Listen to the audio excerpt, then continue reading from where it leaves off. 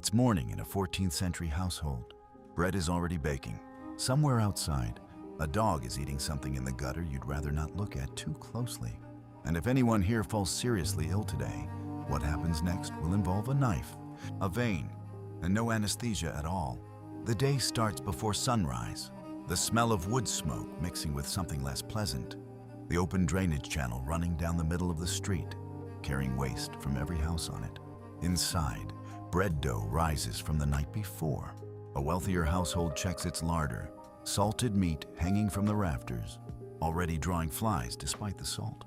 In the peasant house nearby, breakfast is whatever survived the rats overnight. Grain stores are a constant battle against vermin, and a bad year means eating bread cut with ground acorns or even bark, just to survive until spring. Both households eat today, but in a poor harvest year, eating and surviving become the exact same word.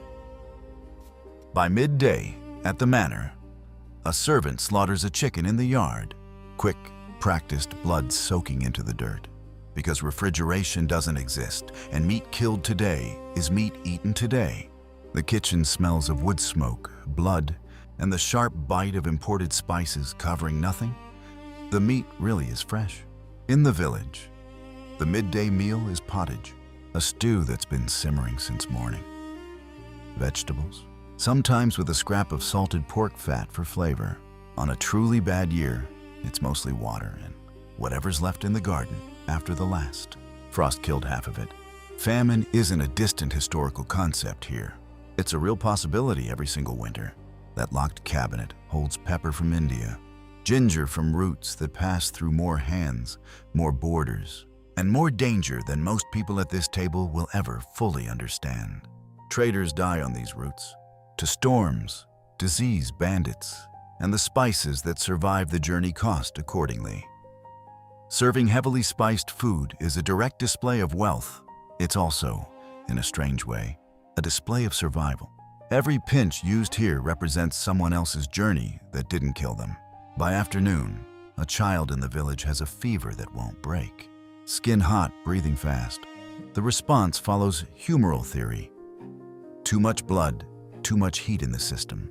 A local barber surgeon, the same person who cuts hair and pulls rotten teeth, arrives with a blade and a bowl. There's no anesthesia. The child is held down, the vein opened, blood collected and measured while the child screams. It's not cruelty. By the standards of the time, it's medicine, applied according to specific, debated rules about which vein and how much. But it's also genuinely brutal to watch. A small child restrained while an adult deliberately cuts them open, all in the sincere belief it will help. If bloodletting alone doesn't work, someone walks to the monastery, past the edge of the village where a gallows stands. A routine reminder of what happens to thieves here, visible to everyone passing.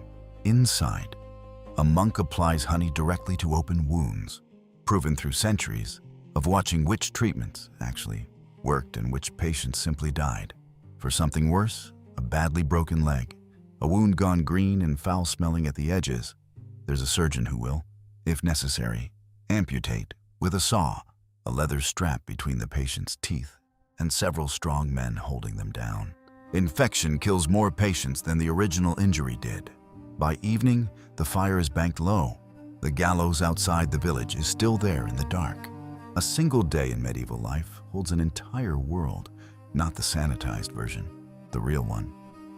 Hunger sitting one bad harvest away, medicine that hurt as often as it healed, and death handled in plain view.